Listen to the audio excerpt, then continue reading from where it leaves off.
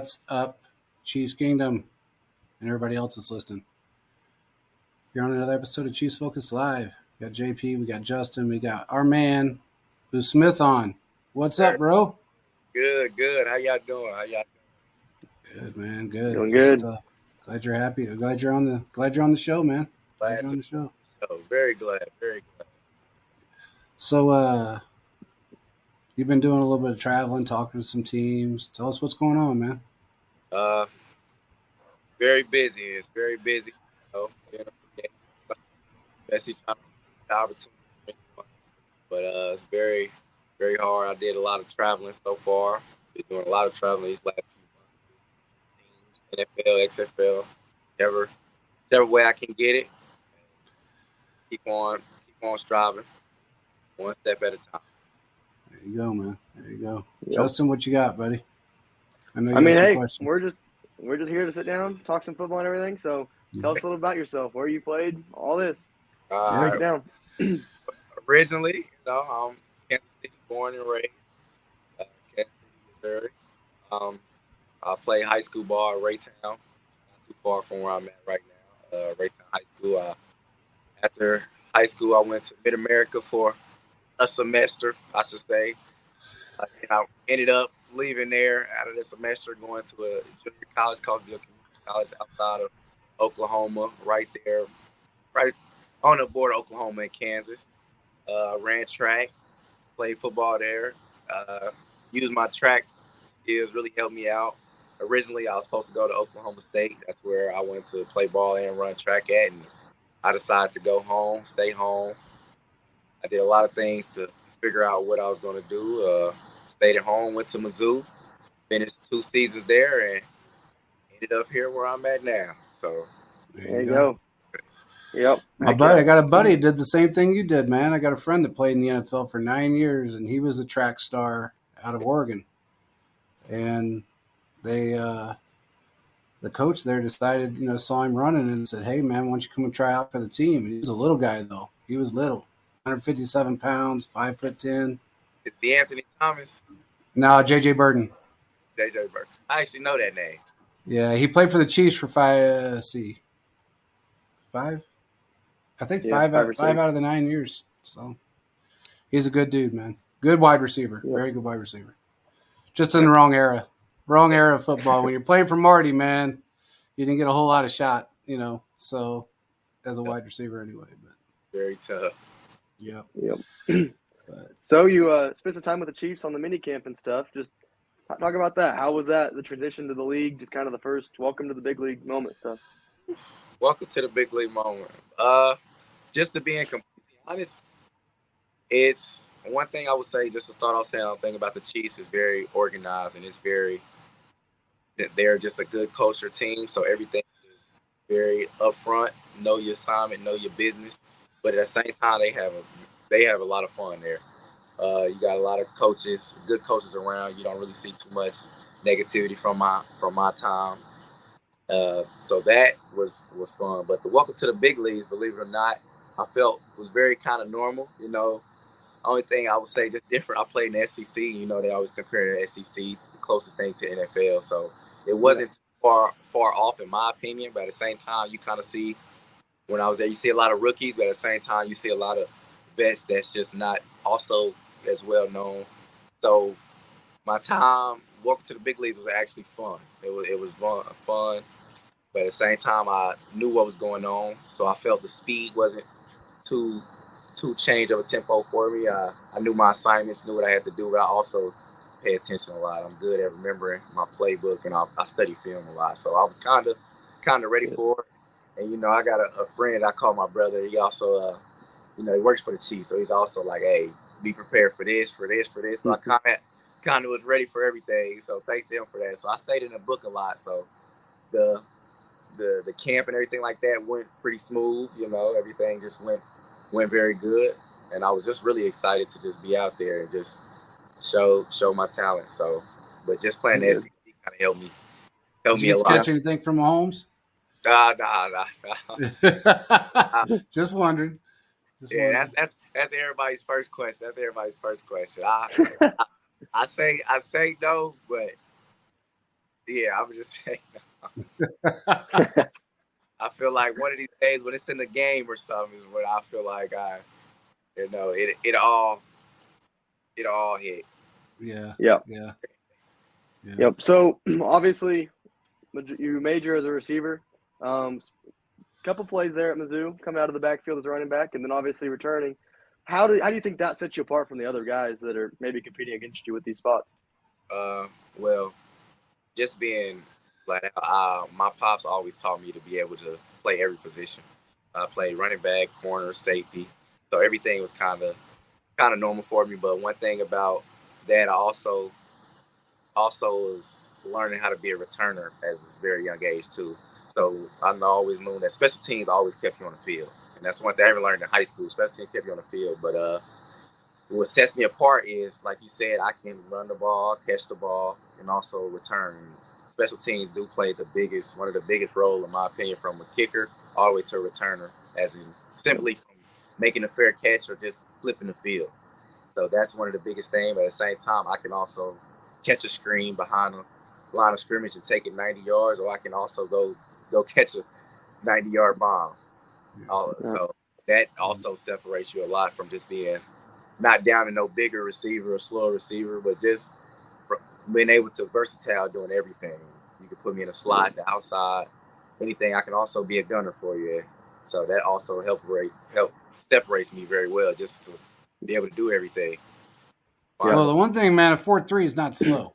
Oh, yeah. I mean, that ain't slow, bro. I mean, I'm telling you. So nobody can complain about that. That's for sure. You got the speed. And I mean, yeah, you're the type of guy. I mean, just your playing style.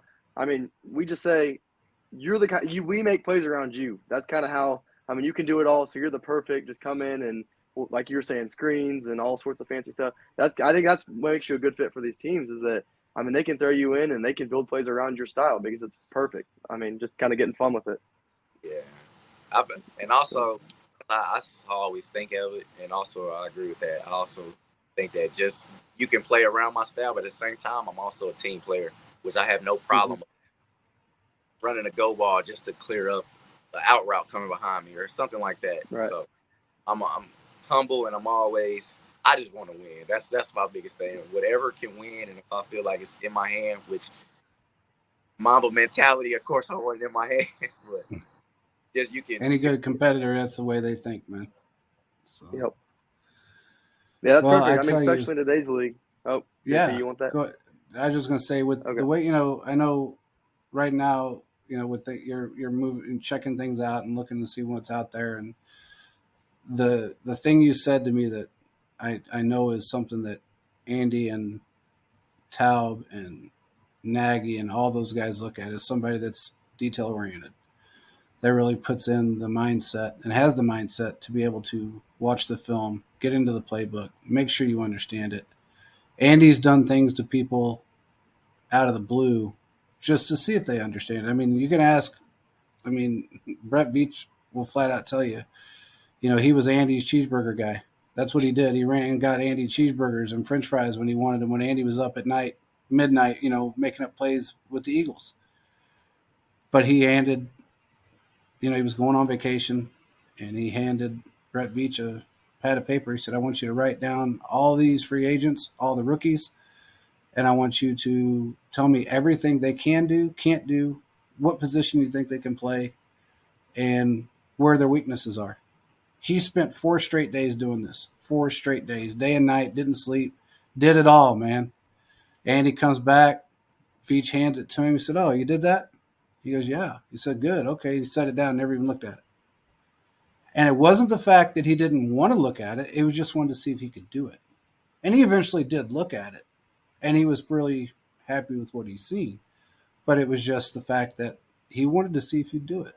And something else that you said that is a plus for the Chiefs is being humble, because this is a true spread offense. This is not a team that, this is not the DK Metcalf show. This isn't the, OBJ show. This is the whoever the hell's out on the field and catch a ball show. That's that's really what it all boils down to.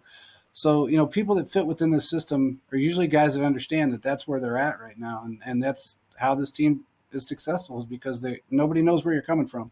And if you remember, I'm sure you followed the Chiefs. We got stagnant and we got very predictable when Tyreek Hill was here, especially towards the end. They knew what we were doing. They went to that 2-high safety. They, it really limited the play calling ability for Andy. That's why they had to change things up. One of the reasons why they changed things up. Yeah. So I think you, like I told you before the show, man, don't count the Chiefs out because you just never know when they're going to call you and say, "Hey, man, get your ass down to the field." Yeah. So another thing that you brought up Nagy. They are very oriented and they do got a lot of good coaches around there too. I also like Nagy. Nagy this is one play that I'm gonna just bring up. I don't know if I should probably word this and not get in trouble with stuff like that. It's certain plays where they make an audible to it, and you gotta be on your P's and Q's, knowing your assignment. And the thing was, I had Crum at quarterback during that time. They released him now, but Nagy just was excited that I kind of knew what I had to do just to change the audible. It's basically changing it to a corner route when you kind of got man across the board and then a goal line and you're the third inside receiver. And just the fact that I heard the quarterback doing that, and regardless, we just kind of went over that probably 30 minutes prior. Even though it's in the book, you just never knew that it was going to get called. So just the fact that the quarterback knew it and I knew it, I was just like, yeah.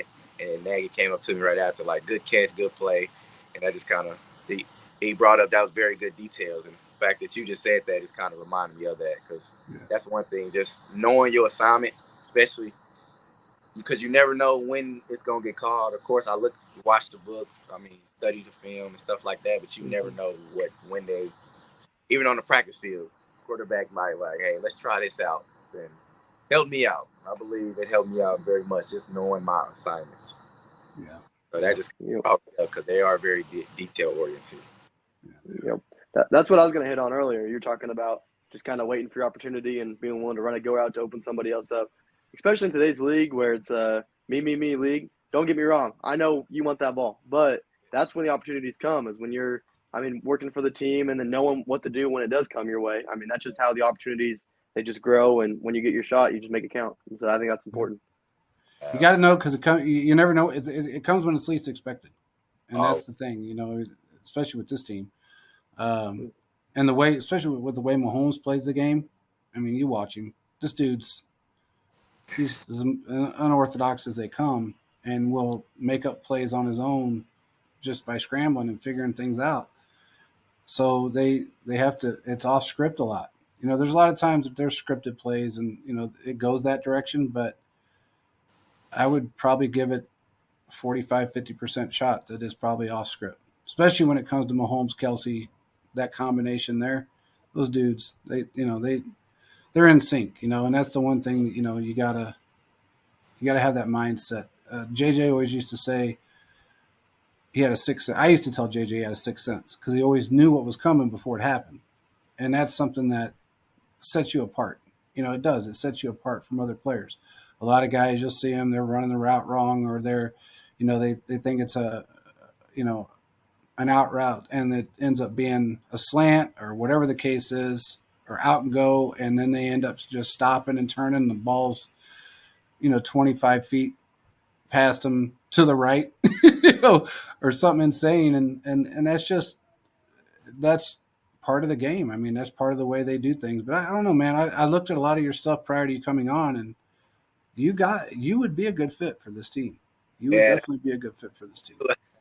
I hear that a lot. I hear a certain amount of teams, certain teams that spark interest, but me also being a Kansas City native is kind of big. I'm very known here, but at the same time, speed and explosiveness, and also just being able to, always saying, just being humble and not be me helps you win a lot. Because some days you can catch 7 passes, some days you can catch 2. But as long as y'all all find a way, if it requires me to just block for Pacheco, like, I'm all for it. I just want to win. That's it, man. That's something I was. Oh, go ahead. I was about to say one thing. How you just said, like kind of knowing one time it can be a slant or just knowing what's going on.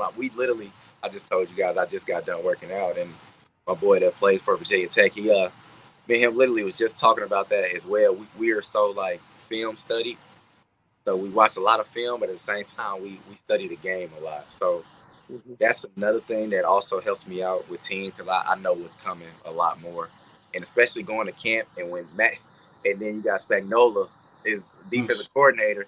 I was also seeing a lot of new things, and I was always prepared for it. Again, also playing SEC, you see teams like Georgia, Kentucky, and stuff like that where they got a little different. But I always was knowing what was going on because I study film and just I'm very big, so that like you just said, just knowing what's going on does help a lot. Absolutely, absolutely. And Spags has a crazy bunch of packages and schemes that he runs that a lot of people don't expect it, to happen. And, we talked about this on prior shows, and we've had other guys on the show that have talked about this as well.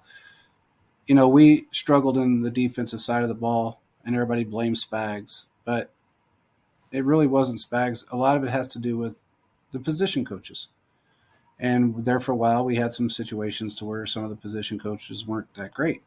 Our cornerbacks coach was terrible. Thank God he was gone. And then when you bring a Joe Cullen in as your D line coach, you've seen what it did for the defensive line. In one season, just transformed it. I mean, they did not look like anything we've had in a long, long time. So, and a linebacker core is really good. I mean, it's all about coaching. And it's all about. I will tell you this: the one thing I like about the way our coaches do things, especially Andy, is that he doesn't push upon a player to be a certain person or a certain way. He Yourself. Yes, he lets you be yourself and he directs you, but he doesn't demand you to do it a certain way. Whether it be personality wise, other than doing something stupid off the field, he ain't gonna let you do that. But he, how do I word this? He adapts to everybody's personality and everybody's playing style, and he finds that niche that most coaches miss. And when he can find that niche in you, he will exploit it and he'll make you a better player. And that's what he's gotten out of all of his coaches now. So, put the puzzles together. Yeah, that's exactly right. Yep. So JP mentioned. He's loading back in. There he's back. He's back. But JP mentioned you being a good fit for the Chiefs, and I just wanted to mention. Before we having you on, doing my research and everything, and especially now talking to you. Obviously you'll be a great fit regardless of where you go. Just the play style, your mindset. All 32 teams will be lucky to have you. But I just think if you can find a team that'll utilize your unique skill set and your diversity, and kind of like that's why the Chiefs will make a good fit, is because they also have a unique offensive scheme. So then when you find someone that can just parallel with that, sky's the limit for that. It's just insane. So, that's another thing. Just the unique styles. Like I said before, I can catch jet screens, down screens. I can hit around, reverses, ball, and I'm all for that because if it's a lot of misdirections and stuff like that, it all works really good. Especially when you got Mahomes directions and stuff like that. Like I always think about like if I was next to KT, like I played against him when he was at Florida. Playing guys like that. But the biggest thing why I would love Kansas City, Coach Toad as special teams coordinator. He designs special teams returns, and I ain't never had a coach that designed returns. Even at Mizzou, the yards I was getting was like, those were your yards. Yeah, like I was always catching it with a bunch of guys in my face, finding a way to make people miss. And a lot of coaches showed that even if it ain't a return, that's a good play. So I've talked to a lot of like special teams coaches and coordinators that just talk about like if we can get you a couple blocks. But I love Toad. I just and Coach Hill. So that's the biggest thing. I do want to become one of the NFL's top returners, but one day at a time. I just I'm just strive and just head down and Lord's will, somebody grab me because, like you said before, you never know. You never know. That's right. Gonna hit you when you least expect it. Exactly. Yep. So you So mentioned, I mean, go ahead. oh, Go ahead. you, No, I was just going to return ask him man, really running quick back. if he could throw out who he's visited with, but I'll let you finish what you're going to say, and then I'll ask him some questions. All right. I mean, obviously a receiver, return man, running back a little. You talked about playing all these different positions growing up. I mean, so who did you look up to player-wise when you were a kid and when you were a young guy coming up? I mean, who were you trying to be like? I mean, you know what I mean? You guys might know the X Factor. That's Yeah. always big on that. But my favorite player of all time is always gonna be Devin. Yeah. Devin Yep. and reason why he played corner, played receiver, and he also is the greatest return man if you ask me. But my pops always tell me Dante Hall's little, Priest Hall little, and they bad just like me. So I was always small, and Dante Hall is always small. So the smaller guys I looked up to, especially like Deshaun Jackson, Devin Hester, Dante Hall. Like those guys, idolize my games over them the most, especially Ocho Cinco. That's why I idolize my receiver game over because footwork is one thing I believe I'm very good at. My footwork, route running ability, and stuff like that. But return stuff, D-Jack, Deshaun, and Dante and Devin, all those they got it. They got it. So that's why I idolize my game over. My all-time favorite is gonna be Devin Hester. That's my guy. Yeah. Well, I mean, Good you can't answer. really Good answer. you can't really get much better than Devin Hester and Dante Hall. So Yeah. those two guys were in a league of their own. That's for sure. So so can you talk about who you visited, or can you not? Is that something you can't bring up, or can't? I mean, it don't matter to me. I'm just saying, if you can spit it out there, I mean, I'm not going to complain. I probably on the safe side, I'm gonna say no, just because my ages and stuff like that. Don't prohibit me to say certain things like that. But I will say I've been to tryouts and stuff like that. I've been to like what's the ANC tryout and the XFL tryout, but yeah, I don't know about the specific teams because I don't know how that plays out. Yeah. But the NFL and stuff like that. I'm off. I don't want no fines. No. I hear you. Who's your agent, by the way? Tabitha Plummer. Okay. Same as y'all. She got a lot of people. Deion Sanders, Shiloh, the Sanders. Bryce Young is also with us as well. So I got a good agency. It's 4 ladies, Tamika as well, Tab, Tracy. I love all them. They just like they're all female, and they make me feel like a son to them because I look up to them, and they also give me motherly advice and stuff like that. Also, just being humble and staying ready. That's the biggest thing. I want you to stay ready at all times. Take care of your body. They make sure my body is taken care of. If I need anything, but at the same time, they do work. They work hard, and I'm actually glad I chose them. They found me, or however you want to call it, but in reality, I'm glad I'm with them. Yeah, that's good, man. That's good. Yeah, there's some agents out there you want to stay clear of. I mean, not because of a money situation, but sometimes they give you bad advice because what goes into what goes into your pocket goes into their pocket, a percentage, and they're looking at they get paid off the overall number. They don't get paid off of your net. You know what I'm kind of saying? Yeah. So, yeah, it's good. They are a good group. I've heard nothing but good things about them. So that's a good group. I'm about to say they just all females for some reason. Sometimes female agents, in my opinion, they get it done. They get it done. They get it done. So that's all that matters. I'm blessed to have. Yep. What you got, Justin? Well, I mean, we got to get a little creative here, right? I mean, we talk all this serious sports and inside and stuff. You see all these. I like breaking down just random questions, just kind of getting to know. Favorite game day song? What's your go-to? You got one song on the aux. What are you putting on? My song on the aux. believe it or not, I'm a Kansas City boy at heart. I'm I'm a big fan of an artist, MB5H. I play a lot. He got the song Drink. He got a lot of songs, but I can't even give you which song because YG is my favorite artist. I play a lot of YG a lot. So Still Brazy is a song that I like because I always think that I gotta go crazy if I'm on the field. So that always makes me feel like, all right, I gotta do something crazy. But I always listen to MB5 a lot.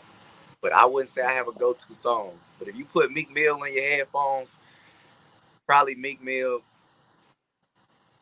Trauma, or I can't even give you a song. I just know those three artists. Yeah, I can't. I mean, you can't go wrong with those three on game day. I mean, no, definitely not. It's good. Definitely cannot. A lot of times when I travel to like certain, like, stadiums and stuff like that, most of the time Meek Mill normally pops up bigger the stadium. So he gets you hype. Uh-huh. Man, now you got me thinking about the Patriots, and I don't want you to go there. So, that's what I'm saying. So, coming from KC, were you a Chiefs fan growing up too? I was a Chiefs fan. That's awesome. Yeah, Dante Hall was my favorite player. And also, my pops and my uncle loved, like, Red Down. I wish I should have did this interview at his house. He got the whole basement full of Chiefs gear, Chiefs everything. Heck yeah. Cars, everything. He even got Nick Bolt up there. I need Nick to sign that poster for. I need to tell Nick. Yeah, Nick. Look, Nick. He changed a lot of people's perspective as the linebacker position. They didn't. A lot of people. It's funny how fan bases are and how they get and up and down sometimes. Up and down, and nobody's worse than Philly, but when it comes down to it, a certain player gets drafted. Oh, why'd they do that? Why'd they pick this guy? Why'd they do that? And then all of a sudden, those tweets are deleted pretty quick after about one or two games because Nick Bolton changed. He changed our linebacker core. Him and Willie Gay together are just dangerous. So that's why when I hear people say stuff about certain players, and I'm very pro player because I played a professional sport, and I've been around a lot of players my entire life, so I know what it takes to get there. So I don't trash a player. We've never done that, whether it's via our website or shows or anything over all these years. It's just something we won't do. And, if you make it to the level that you're at right now, you're doing something right. Okay. I mean, it just is what it is. When I tell people all the time, if you make it to an NFL tryout and you're playing in the NFL in any capacity, it doesn't matter what it is, somebody's seen something in you that made you become an NFL player, or at least to get to that level, whether it be right now or 2 weeks from now or a month from now, it don't matter. When you're getting scouted, that's a different, you're in a different level than other people. So, you got all these couch potatoes out there that, sitting there eating ice cream, talking about how they know the game so well. Yeah. They don't. I mean, I spent a lot of years on that football field, man, with a lot of friends, and there's nothing.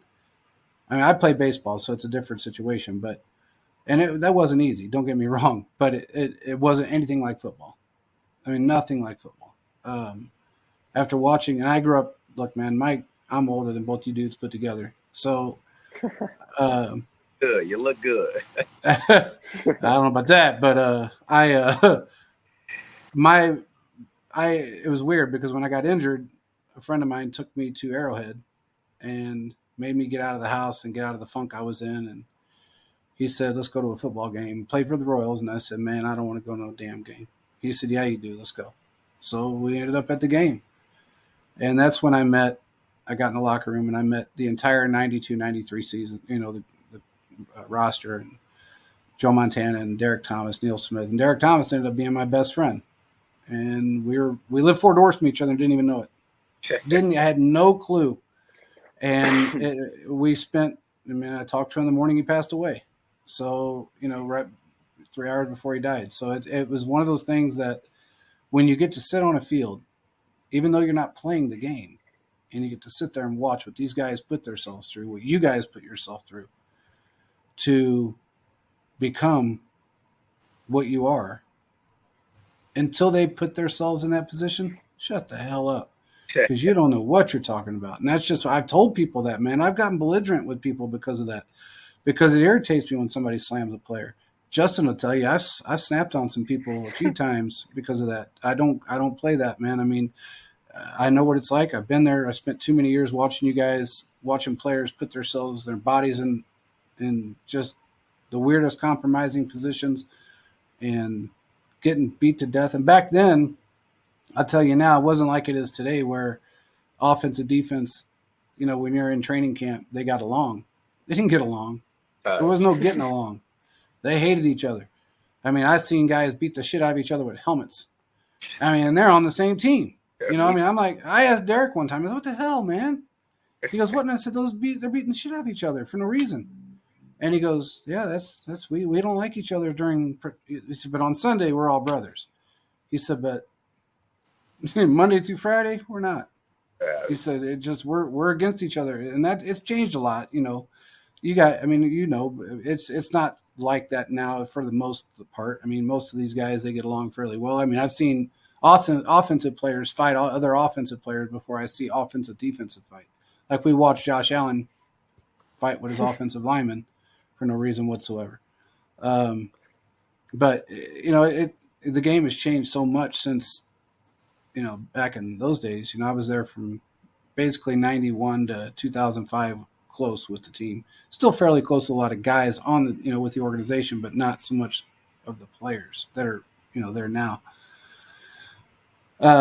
It's just it's a violent sport that people have to realize that not everybody can do. And when you get out there and you played it, so I'm not telling you anything different. But these fans out there that think they know, they don't know. That's I always say to a couch potato. A lot of people that say a lot. I'm big not criticizing anyone either. That's why, like earlier, I said not even going down bigger receivers because everybody got different attributes and stuff like that. But you got to realize, besides combat sports, because I grew up boxing as well. Besides combat sports, I feel like football and a lot of professional sports, but football is one of the most physically, mentally, and emotionally hardest sports to do. And you got to realize just simply remembering the playbook the whole time throughout the game, making sure you're healthy and making sure you're just mentally prepared to play. Because you got guys that sometimes, especially on defense, you got guys that's ready to lose their mind. First person they see, they're trying to run through. They want to kill. Yeah, I got to make sure I'm prepared to take a hit, deliver a hit, know my play, know my assignment. A lot of people just, like you said, just don't know. Football, we just don't know. Yeah, football. Like at Mizzou, Coach Drink always say, ain't nobody else gonna do it. It's only gonna be y'all, and you got to realize it because, like, at home, if you go watch, let's say Tennessee or Arkansas or wherever, Philadelphia, Chiefs, or whoever you watch play, you watching them. But when you put on that helmet and you're a part of it, your perspective of it changes differently. No one else can go out there for you. You got to do your assignment. And I always think about that, especially bigger games. I mentally can be nervous or this or that, and especially being a returner. Sometimes I might be the first person to touch the ball. Yeah. Yeah. You just that's, so one thing I just tell everybody, the stands were built for the fans. If everybody could do it, they'd all be on the field.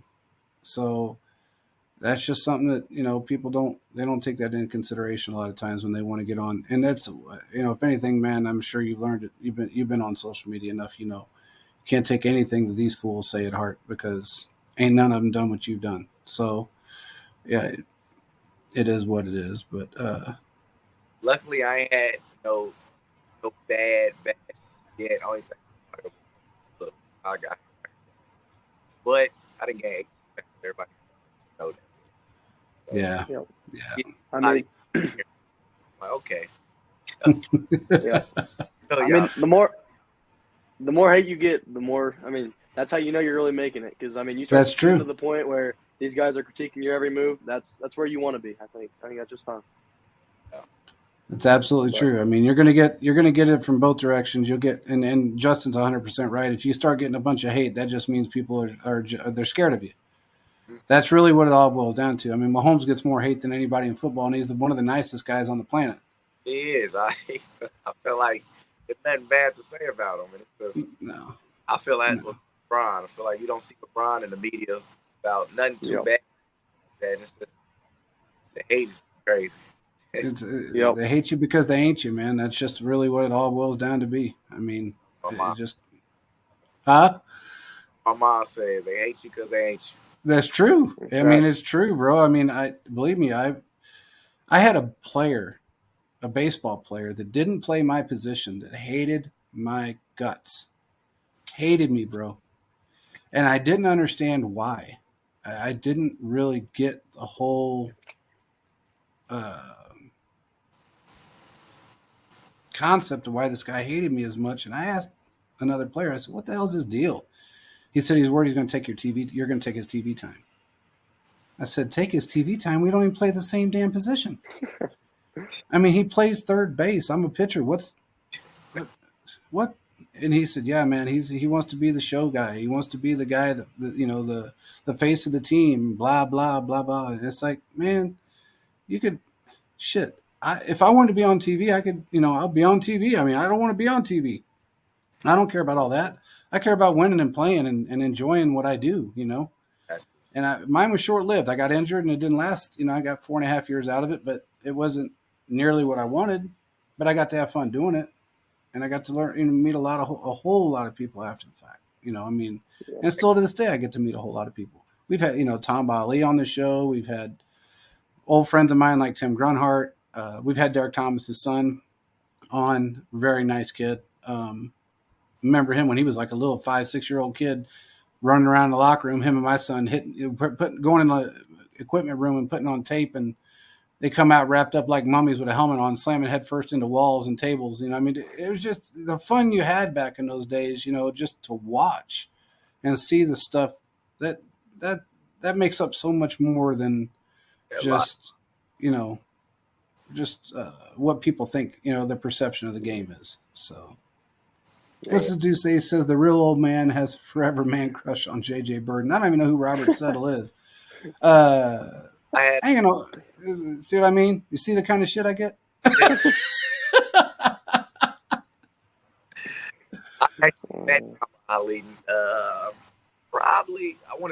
a year ago.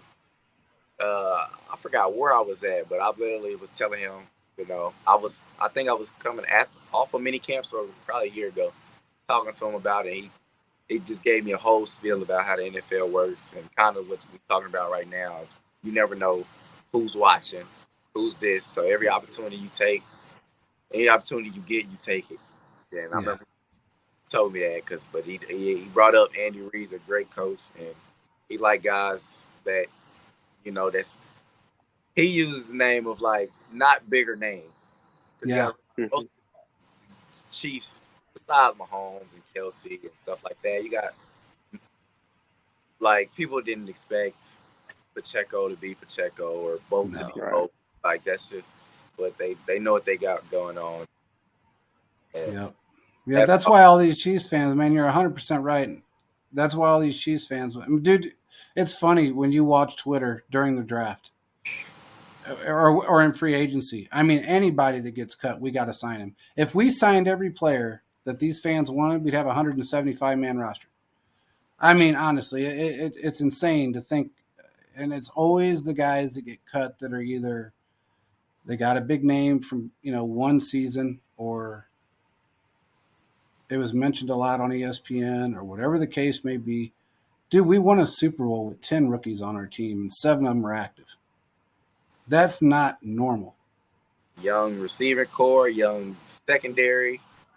Everywhere. It's only gonna get better. Chemistry is only gonna get better. So I don't. That's right. I don't get it. I don't either, man. But I got a question. I got a question for y'all. What's that? Let's go. How do y'all like the first round pick? Our first round pick? round pick this I, year. dude, Justin, you go. I'll let you go first. I mean, all right. So first off, just Hmm. just him being from K-State, I like it already. Like I just like these local guys, kind of bring him in close. Like you're from Kansas City, I'm like, bring him on. Like let's go. All these local guys. That's what I like when it comes to these NFL teams. And then also, I mean, we lost Frank Clark. He was one of my favorite Chiefs. Got a chance to interview him and stuff. So losing him sucked. But I mean, just having this guy come in, I mean, just their playing styles are so similar. And I think this guy's a beast. I'm excited to have him on. Yeah, I man, mean, he's gonna be good. yeah. What do you think of him? Yeah, let's hear you. I'm about to say I'm a fan of him. You know, he also went to Lee Summit, which not. Mm-hmm. But I have a friend, my boy AD, was telling me like, man, he's gonna be a first rounder, he's gonna be a first rounder, and everybody didn't believe him. But in my opinion, I'm like, no, he can play ball. And you know, a lot of times people got their opinions on Big 12 linemen, and I'm like, Mm-hmm. get around that edge. That's all. If you just need him to do that one thing, that's all you need him to do. Because you got a lot of guys. If Chris Jones needs to do this, and he needs the rookie to get around the edge for him, that's what he got to do. Get the best edge rusher you can get. So I like the pick. I don't see what everybody's mad about so much. No, I know everyone's all mad. I'm all here. I'm here for it. I like it. They're I gonna do too. find a way to make it work. Yeah, they were mad about Rashee Rice, bro. Yeah, I actually was watching him, and again, they get names that everybody just not big of and stuff like that. Yeah. I watched him in college, and I think he's great, especially being like 6'2", good speed, fast enough. Well, I ain't gonna say fast. He's fast, but I run a little faster. Yeah. But yeah, so it's like I feel like good fits all around, and then got to be the most picks, but you got a team that knows how to chemistry and mold together. You can operate with anything. Yeah, I agree. The one thing I will tell you is that I was told that we were going to go after a tight end, and that tight ended up we weren't. Normally we can trade up. We got teams that we can trade up with that are usually in that first to 10 round, 15 round area, or 15th pick, I should say, and we couldn't trade up. Nobody would trade up with us, but I wanted that tight end. I mean, I did, and he was the closest to me of a Travis Kelce that was in college at that level or at that time. There is one guy that's in college that's coming out next year. It's a little more like Travis Kelce, but I'm about to say, because he plays in SEC East. Yep. You know what I'm talking about. Yep. Yeah. So he's good. He's damn good. Both those guys modeled their game after Kelce, but the one thing, Veach, he's smart, and he knows that guy's coming up next year, and it'll all work out. And that's the way. That's why I like talking to some of the guys that are younger that haven't, whether they haven't been picked up yet or they've been with the team for a short period of time, whatever, and say they get picked up by somebody else like the Giants. Tony was he was on Veach's draft board. He wanted him that year. But it's weird, and Justin will attest to this, man. Every time Veach wants somebody, somehow he ends up with them within the first 2 years after the draft. I don't know what it is with this dude, but he figures it out. I know. And Andy's the same way. So, Veach don't forget names and faces. I remember. No. When we all got to meet, I remember that's one thing I asked about. I forgot which question I specifically asked him. I asked him 2 questions, but I just remember his answer was he don't forget names or faces. That's all I did to know. And other than that, I just try to make myself remember, because the first time you're a face, the second time you'll remember. So Yep.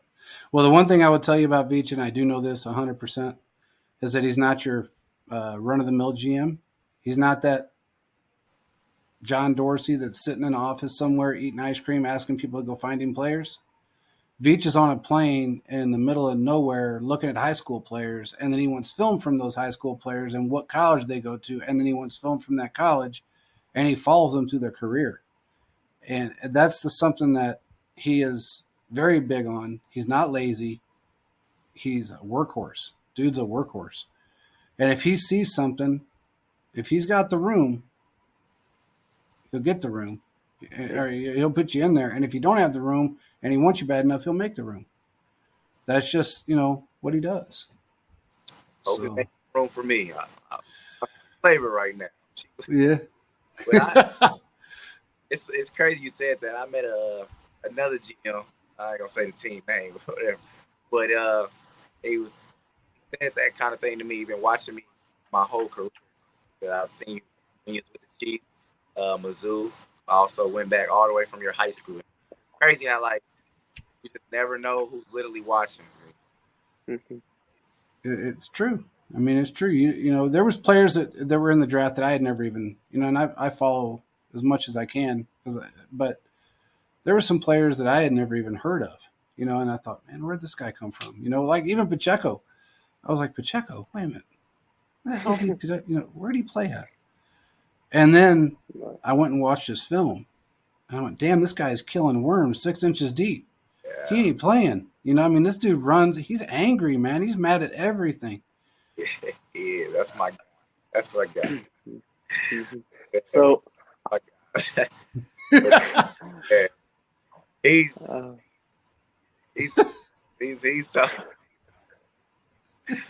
But I remember watching him in college though. But I was, sometimes I feel like college athletes watch college sports a lot. Mm-hmm. Yeah, I remember watching him. I'm like, man, I just remember him running through somebody. I can't remember. Was it Maryland? I can't remember the game.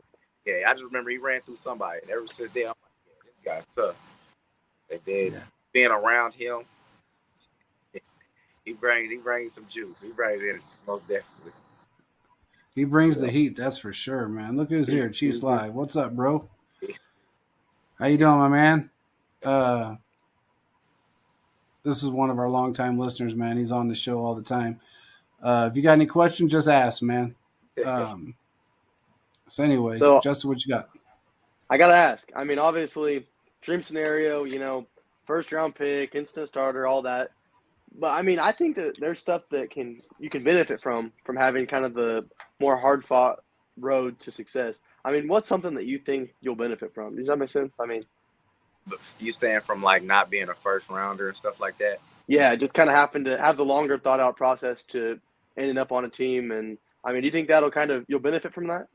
I personally think I am. I felt like my whole life I kind of benefited just off of that. Not even go deep into the details, but just really, as they say, really getting it out the mud.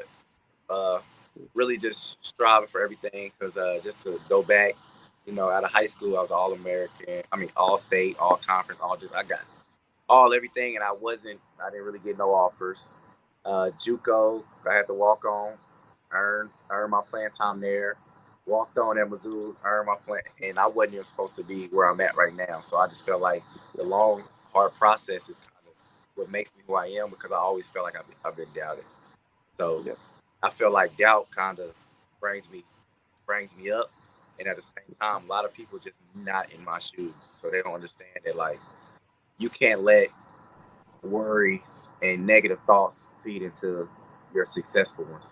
So I try to push those away as far as I can because this time I'm like, man, what if somebody don't get me? I'm not playing this year. I just felt like the time gonna come and I work too hard. Hard. And I'm like, so when that time comes, it's like, this is what I want. So now I got to take it completely. Hey, man, I will give you this. Awesome. And all I'm going to say about this, everybody if you look at our draft picks since Veach has become the GM, most of the 5th, 6th, 7th round picks, the undrafted guys, are the best players on our team. And that's because you guys have been through the grind. You've been through that grind, man. And that grind makes, one, it humbles you, but two, it makes you more hungry. You don't come in with the chip on your shoulder that you're a first-round Heisman Trophy candidate or winner. You come in as, I got something to prove, and I'm going to prove it, you know? And that's what, I've always been big on the later round picks or even undrafted guys because they're the ones that usually are the bigger success stories. I mean, think about it, man. Me and Justin talk about this all the time. How many first round draft pick quarterbacks, can you remember that are still playing the game We talked about this. or are actually still a starter and have won a Super Bowl? I mean, I can't remember many. Only Yeah. big name that really come to mind to me is Vic, if I'm not mistaken. Vic, was he a first rounder? I think Vic was, or was he? I can't I think remember. he was. I I think he was. I think Vic was. He was number 1 overall that year? Oh, he wasn't number 1 overall. That's what I'm talking about. I'm talking about guys that come in that are number 1 overall quarterbacks, Heisman Trophy runner-ups or winners. And I'm talking about specifically the quarterback position. You look at those guys, how many of them can you remember right now that won a Super Bowl or are still playing the game or played past the first 2-3 years as a starter or through their rookie contract? Because I can name 5 right now that didn't. Yeah, I'm thinking about the ones that kind of didn't. I can't even now because I don't. Where's Baker Mayfield? Yeah. You know, I mean, Ryan Leaf, Elvis Gerback. I could go back a long ways and bring up all these guys that won all the. There's a lot of things that play into that, but you're drafted by one of the worst teams, or the worst team from the prior season. But in the same aspect, you're brought in to make them better. And if you can't do that, it's not always because of coaching. A lot of times it's because of your ego. In Baker Mayfield's case, his ego got in his way. Simple as that. Yeah. Drew Lock. I mean, all these guys that, I'm sorry, but I mean, it is what it is. These guys that come in, where's Trubinsky right now? You know what I'm saying? Yeah. So I wouldn't let a draft pick or where I got picked in the draft, or even if I did get picked in the draft, I wouldn't even let that in my mind. All I would let in my mind is, like you're saying, just go out there, prove what your worth is, and do what you got to do. Because you're going to get picked up. There's no doubt. I have no doubt in that. Thank you. So. Yeah. I was going to say. Oh, go ahead. I was about to say, my boy Larry Roundtree plays for the Chargers. Mm-hmm. Yep. Told me right after, it was like, whatever happens, I remember my draft process, he told me, whatever happens, you're going to find some type of way. But also remember, those guys that get picked up in those 5th and later rounds is basically in the same spot as you. So, and those first round guys, they might get paid more or be seen more, but you can always outwork them and always beat them. So I always thought about that. So I remember him telling me that. And we literally sat and talked for 40 minutes. That's my guy. Yeah, we just talked, and I remember that, and that's something that kind of stuck with me because that's kind of how I think of it. Because in reality, I'm humble, and because I always feel like I never had nothing, but I always had to achieve everything. Even from JUCO, I've been to All-American track and field, and this and that, and again, all conference, all districts, and high school. All these accomplishments that I've had, and I feel like I still have to keep showing and showing. But I feel like me being humble, but I don't care who's in front of me or who's doing this, I'm going to find a way to win. I'm going to find a way to be on top. So you may have to keep proving yourself for a little while longer, but once you do, and once you get into that role and you proved yourself, all that work you put in is going to be worth it. And then the proving phase is over. Then it's just going out there and playing your game the way you know how to play it. And that's all you got to remember, man. I mean, you got to prove it now. It's I'm a left-handed dude that pitched, and I threw overhand. Okay, man? I mean, not too many people get picked up as a left-handed pitcher, and I did. And I threw really hard. Now, don't get me wrong. I was throwing 96, 97 miles an hour at 18. But it was I got picked up for different reasons. I got picked up because I had a unique throwing style, and somebody saw something in me that nobody else really seen until after I was picked up. Then I had 7 teams scouting me. So I fought for years to learn how to.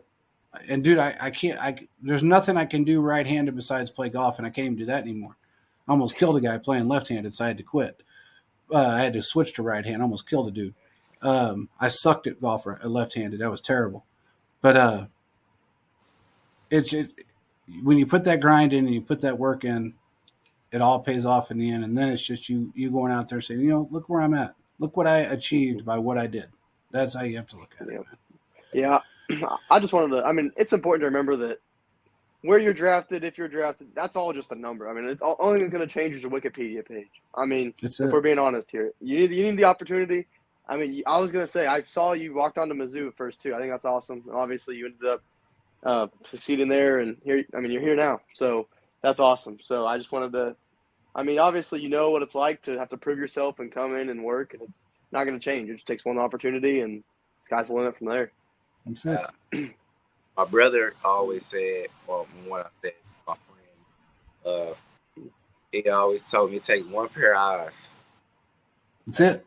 Yep. That's all it takes. One pair of eyes, and you just don't know which pair is coming from. So that's right. It could be one good eye. Yeah. I mean, just one good eye. It could be, a guy with a glass eye. As long as you got one good one, that's all that matters, man. That's all that matters. So, I mean, kind of going off, we're kind of spinning it around here, talking about, I mean, achieving success, and obviously just an opportunity is all you're looking for right now. Just kind of get your foot in the door and roll. And then obviously once you're on a team, everyone has the same team goal. You want to win the Super Bowls, as many as you can. But what's something that you personally want to achieve, whether it's, I mean, all-pro or some milestone for yards, or what's something that you personally want to achieve, and that's kind of when you got something, or is it just all you just want an opportunity and win? It's crazy because I took a lot of interviews, and I always thought somebody was going to ask me this question, and you asked me this. I got you. Let's go. I mean, I was waiting on this question. It's only one thing that I want to do, and that's it's a lot, but I just want to pass one record that Devin Hester broke.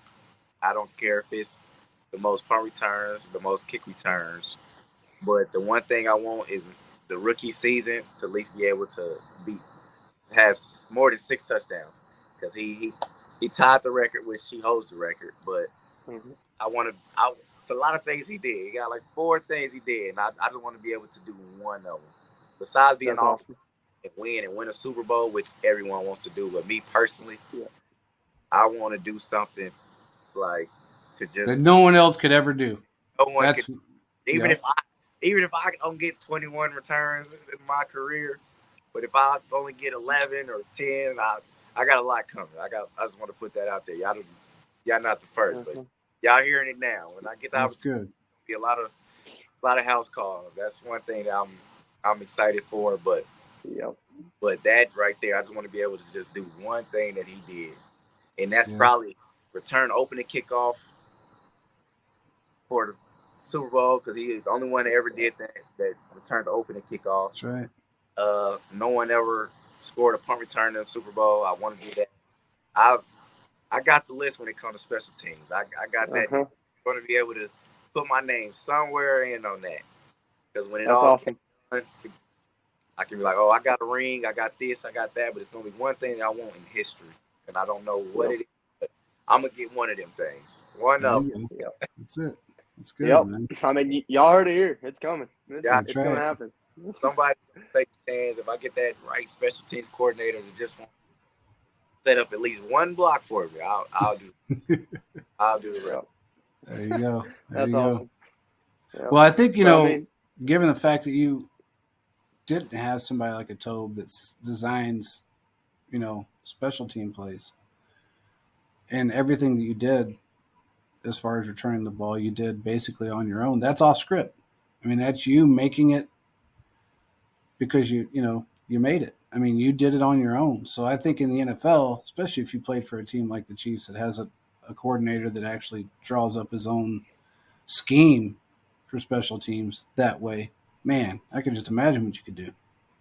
Most special teams coordinators look at my decision making. Very good decision. Again, that can cost the game. Yeah. letting the ball roll at the wrong time and it lands on the two can cost you big. Not fair catching it, or trying to do too much. Sometimes just catch the ball and do that. But a lot of times, at Mizzou, we used to have this stat sheet that Coach Lynch had. He used to mark how many catches you had. I had 99 of 100 catches off of punt return, and that's huge. Yeah, that is. Yeah, and one that's insane. drop it, but Yeah. Yep. I felt like it counted because it was out of bounds. Yeah.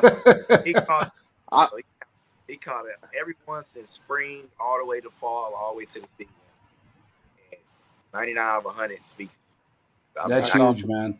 I can catch a Yeah, short. I mean, you can't score if you can't catch it. If you don't Yeah. secure that thing, you're not cribbing it. So Offense can't get on the field if you don't catch it. that's right. That's right. That's right. We actually had that little bit of an issue, this year. The Chiefs did at the beginning, Yeah, but he made up for it. he He did. made up for it.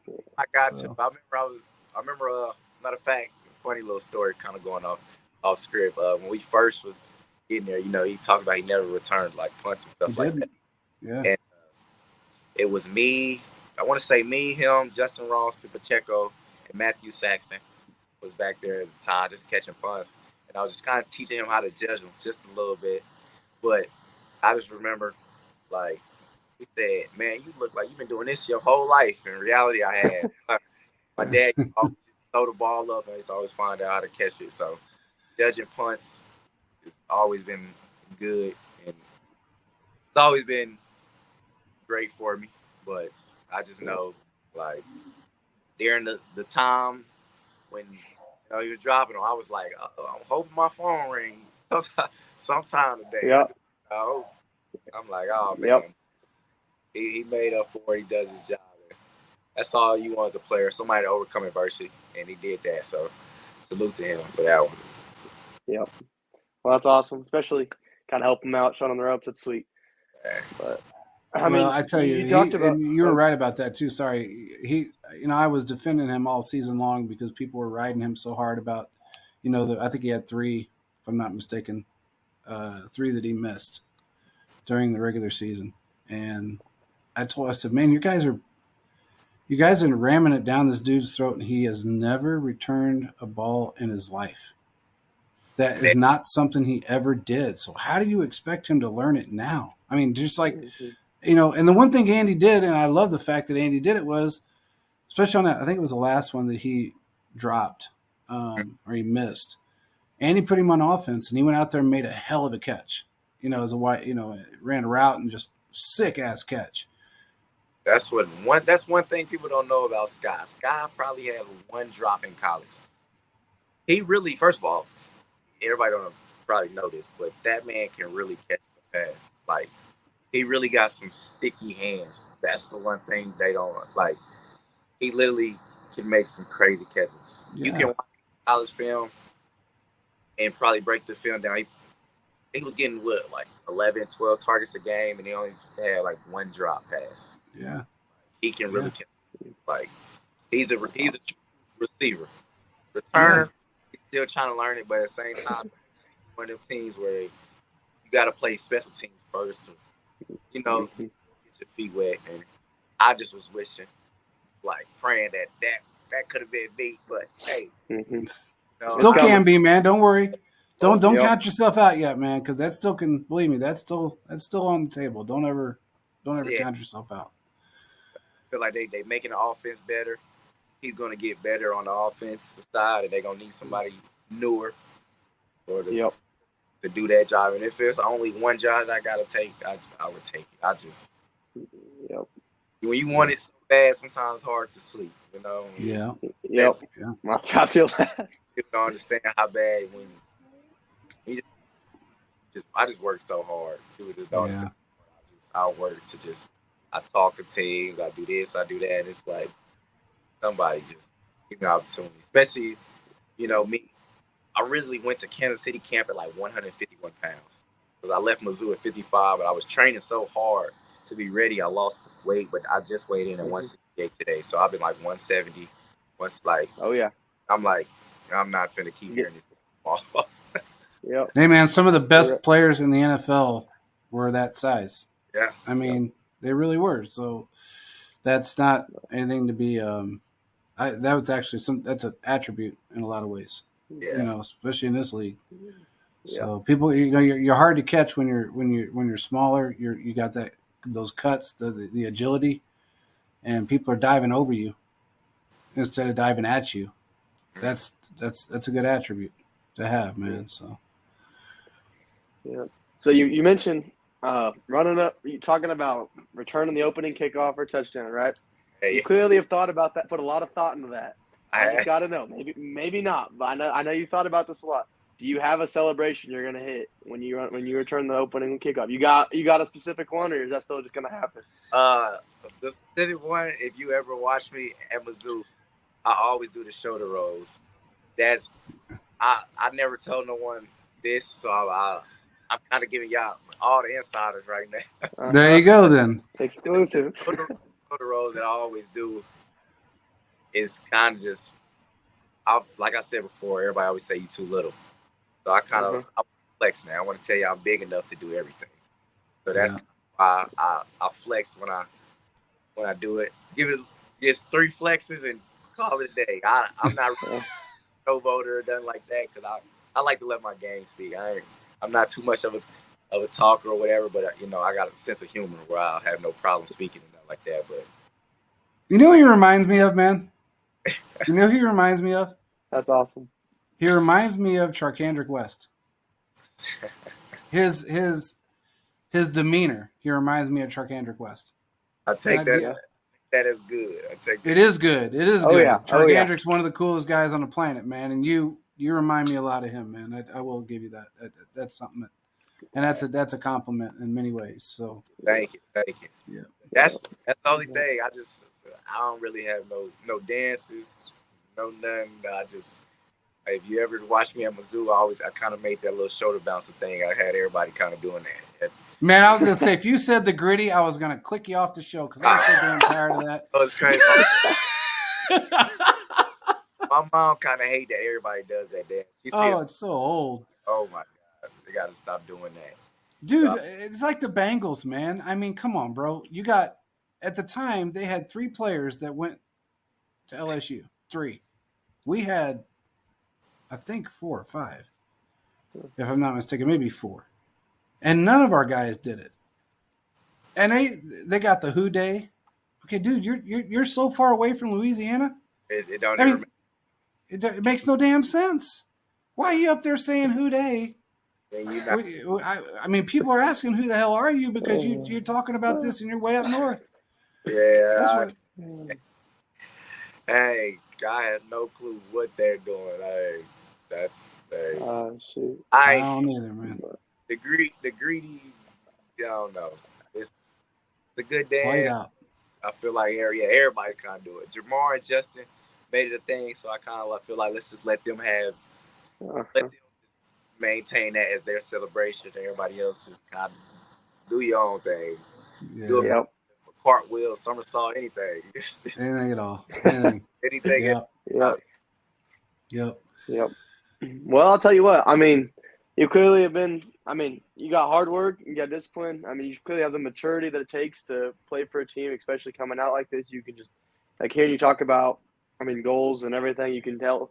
I think you're ready. I think any team will be lucky to have you, especially your skill set. And I'm sure here before long we'll be seeing a lot of shoulder rolls coming our way.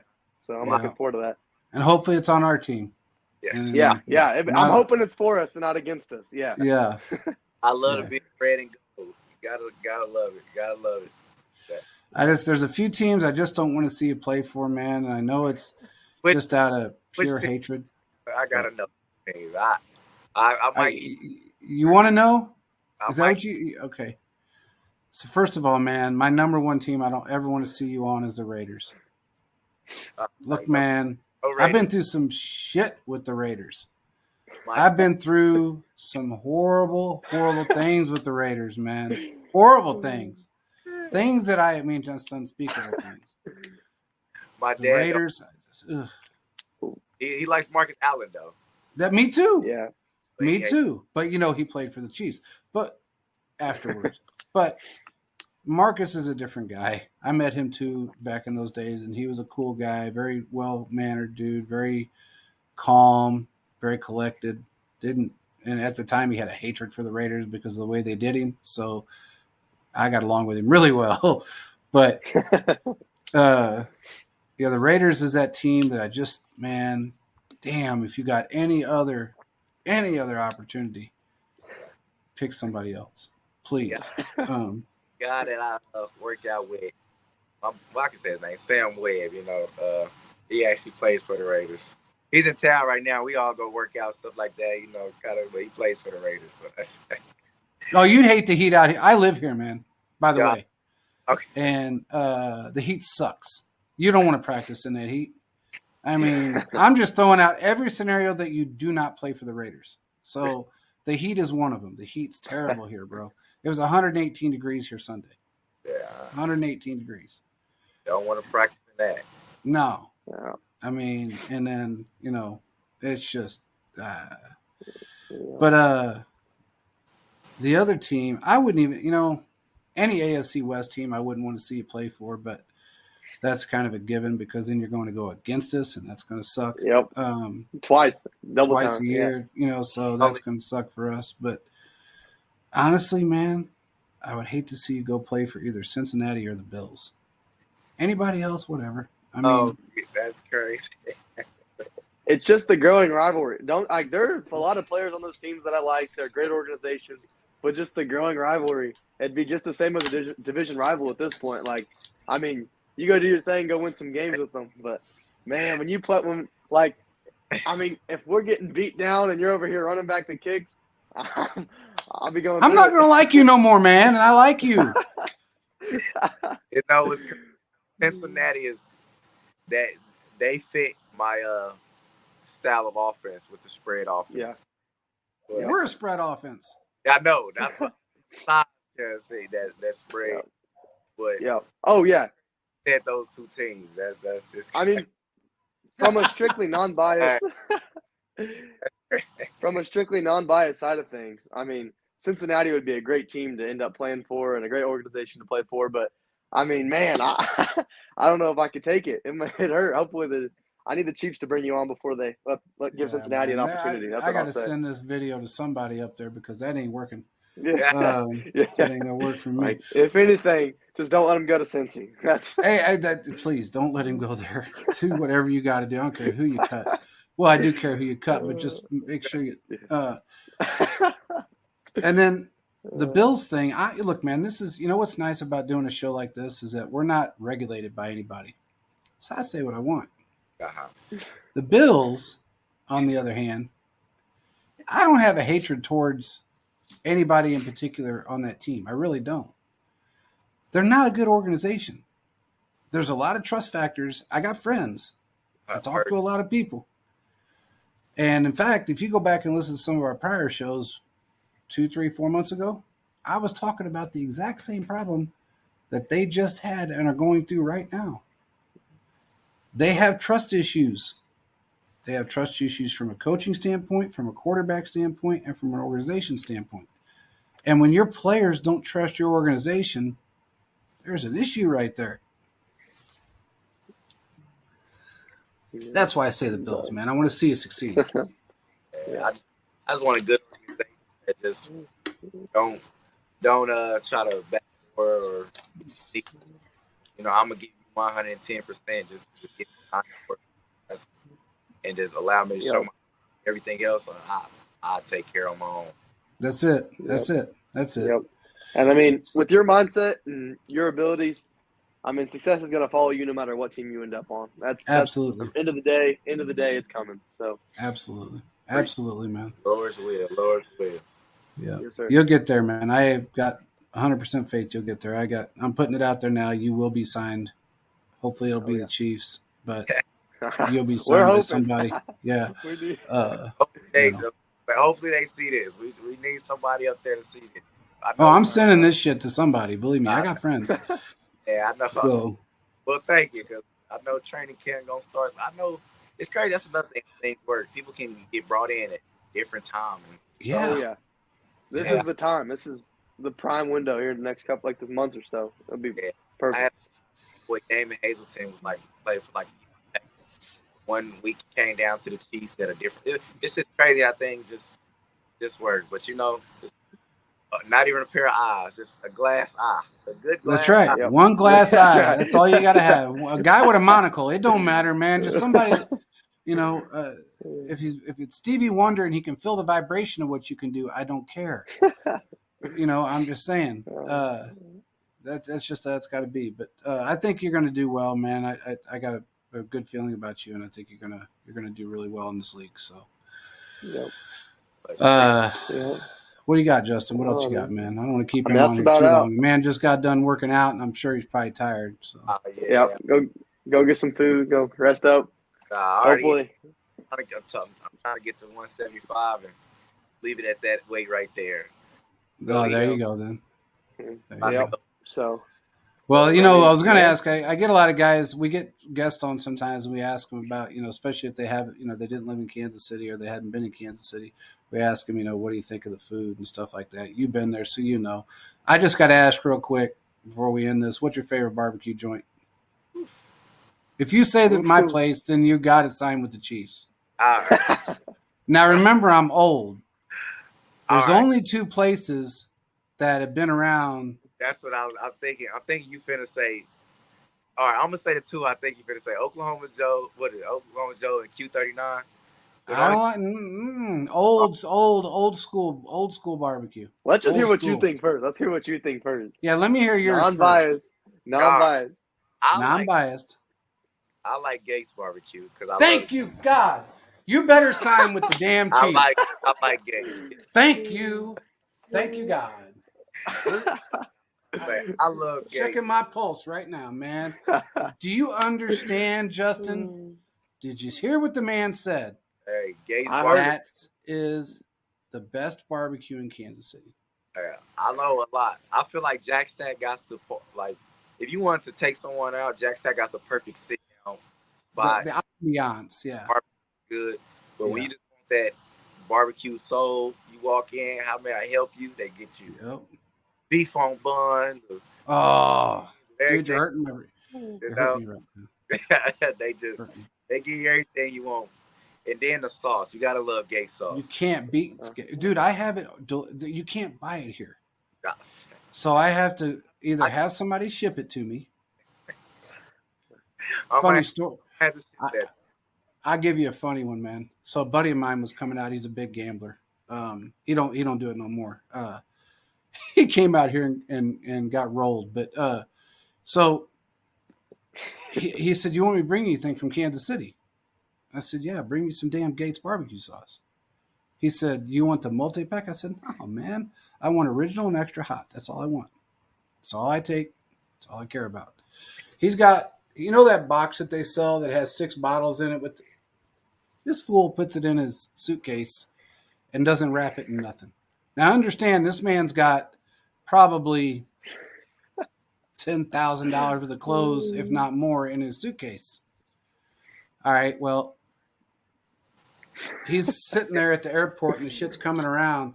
And as it comes around, you can just see it pouring out the side of his suitcase. Every bottle busted all over his clothes. Every one of them. Mm-hmm. Then he had the balls to ask me. That sauce is so good. Oh, it's so good. Go ahead. He had the balls to ask me if he wanted me to scoop some of it up. I said, it's glass on your clothes, sitting in an air. Come on, man. I love Gates barbecue sauce, but not that much. I was going to say, that sauce is almost so good, you got to cook up some barbecue and start dipping it in the suitcase. Oh, God. I don't know what it is. They just made it right, bro. Uh-huh. Yeah, coach, receivers coach at Mizzou, he loves Q39 for some reason. He likes that. I've been there once. I wasn't like that impressed. Uh-oh. He's back. That big fan, yeah.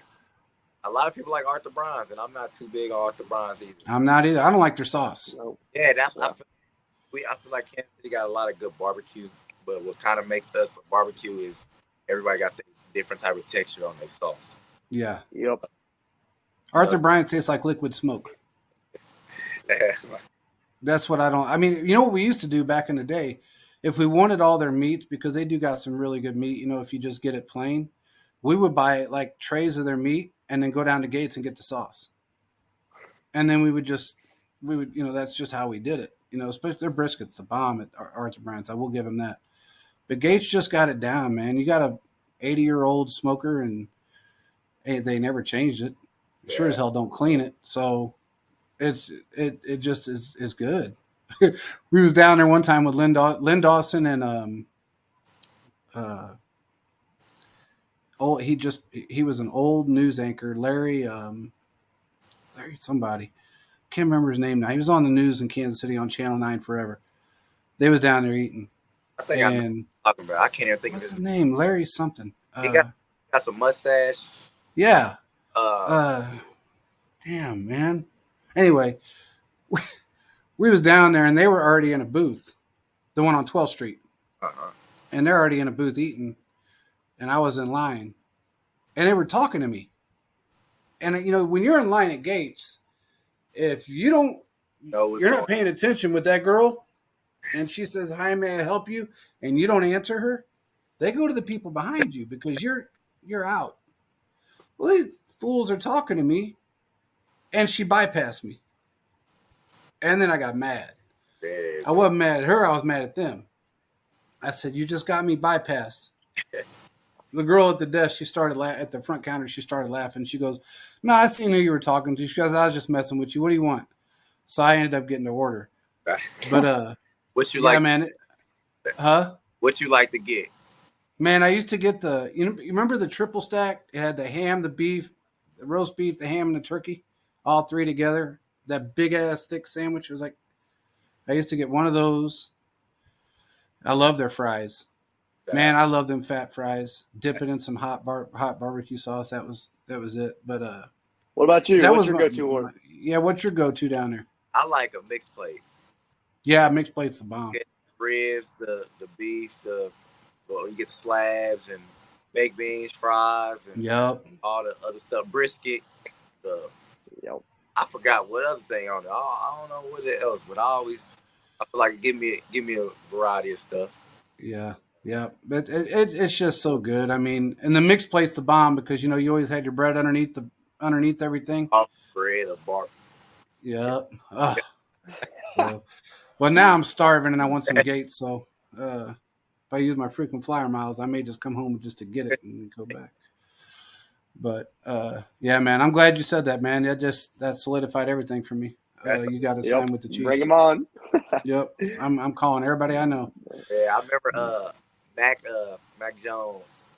Yeah, he was at like mini camp with me, and I remember I told him, "Man, we both get signed. I'm gonna take y'all to some barbecue spot." I wanted to take some rookies to some barbecue spots, especially just being from down here. I'm like, "Oh man, I gotta show y'all some spots." I'm really curious to still take someone, but it's not gonna be the same unless like I'm with Kansas City. So that's why I always say it's like But, you know what's funny? You hear some of these guys that came in, and the question's always asked, "What barbecue place do you like the best?" And they always bring up places that really aren't like Q39. You know, I mean, I'm like, you got Joe's, Rosedale's. Do you remember Rosedale's barbecue? They were the bomb. You know, I don't know if you ever been there, Justin, but you had to. If you went there about 10:30 in the morning, you were wrapped around the building waiting. It was that busy. Like Gates is, you know. And Rosedale's was the bomb. Gates, of course, is the best. And then, you know, people do like Arthur Bryant's. You got Jack Stack, Joe's. And then people say, "Oh, well, you know, Q39 is really good." No. It's not. It's not nothing like those places. It's just not. And I love Joe's. Joe's is good. Don't get me wrong. It's just the sauce makes it for me, and Gates has got the sauce. So, well, about Kansas City barbecue, we known for having the best barbecue. So you got a lot of varieties to choose from. A lot, but I feel like most people would like to go to the barbecue. They like to go to the ones where they can sit down at. Yeah. But sometimes you need to go to the ones the hole in the wall. The hole in the walls. Yep. Like LC. You remember LC's barbecue? That was a place that you could go hole in the well. Didn't have no seats, but the bench outside. LC's and Big T's. Yep. Well, both of those were great. Oh, wow. Now I'm starving. Man. You got a fat guy hungry right now, man. Yeah. But anyway, well, man, we really appreciate you coming on, bro. I appreciate y'all. I appreciate for having me. Yeah, man. We'll have to get back together soon. I mean, hopefully here end of the season or something, you'll have some pretty cool season stories to tell. You know what I mean? So definitely, you got to come back on the show, man. You got to come back on. When I'm free, I'm all for it. Cool. All right, man. Now I don't care who you're playing for, even if it's the damn Raiders, which I don't think it's going to be, but just God's will, it won't be. I want you to play. I just don't want you to play for them. But hey, you know the one thing about it, I'll be here for another year, then I'm out. Well, I'm out. I'm okay. So if you end up here, we'll have to meet up and they brag about Vegas food, but it ain't that good. There's a couple places that are good, but I've been to Vegas. Yeah. Did you eat any place out here? I can't remember the place last time I've been. I was younger. I know I stayed like the Excalibur Hotel and stuff like that. So yeah. I can't remember which place, but it wasn't.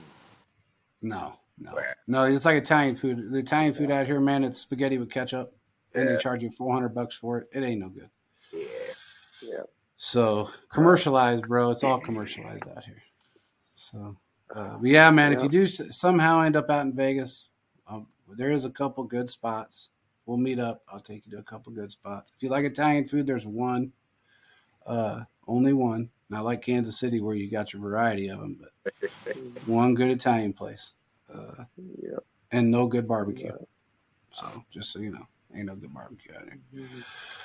But anyway, man, we really appreciate it, bro.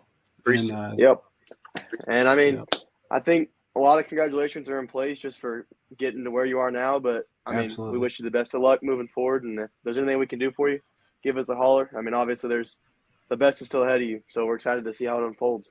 Yes, sir. I appreciate y'all for having me. I really do appreciate it. Yes, sir. Well, thanks, bro. Low as well, man. Red and gold soon. But hey, there you go, man. I appreciate it. Thanks, brother. Yes, sir. Appreciate it, bro. We'll be talking to you. Well, it was good having him on, man. That was cool. Yeah, he's a good guy. And he said the right thing, man. Did you hear him? Oh, I know. We got his first. There was no bias in that. He said Gates. And that he's got to sign with the Chiefs. I got to send this. This tape's got to get sent off. But hey, it's gonna happen. I mean, I love, dude. He's a young guy, but he just has such a veteran mentality. Just he was focused on the team. I mean, and numbers. I mean, he's an athlete. I mean, he's talking about All-American track. He boxed. That's what you look for. I mean, he's an athlete. He's smart. I mean, I want him. Yeah. And boxers take, the one thing about boxers, it doesn't matter what weight class they're in. Their bodies are built for the punishment. Yep, their footwork, their handwork, especially everything's receiver, returnman. Your hands are good. I mean, I like it. Yep. So, and the fact that he's played multiple positions. I mean, offense and defense. I mean, God, you just know it better. Even if, I mean, we're not only can he play those, but he just if you've played corner and you're a receiver, I mean, you know exactly what he's thinking too. So you can kind of mix match that. That gives you an advantage too. So exactly. But it was awesome to have him on, and thanks to you. Good job. Thanks, sir. We will shout out to him. Hopefully, we'll be seeing some shoulder rolls in Kansas City here real soon. Yeah, I hope so. I don't know why, but I got a weird feeling he might end up on this team, and I don't know why I keep feeling it. It's not just because of the Gates comment. That was a great comment. That helped, feel like but it helped a lot. But I got a feeling he's got the right mentality, and he's got the attributes and he's got the tangibles to be a Chief. So bring him on. I mean, because we got a lot of spots, that are, look, man, people are going to be on the streets. We know that. Mm-hmm. And we can bring him on, even if it's for a season of practice squad, just to get him acclimated to the team and get him ready to go. and give He's him got that what shot. it takes. He You know, does. he gets in the door, he's getting the contract. He just Absolutely. even practice. Yeah. So. Yep. All right. All right, guys. Well, appreciate everybody for joining. Thank you, Foco Sports, and we will talk to you guys again tomorrow night. Peace out, everybody. go Chiefs.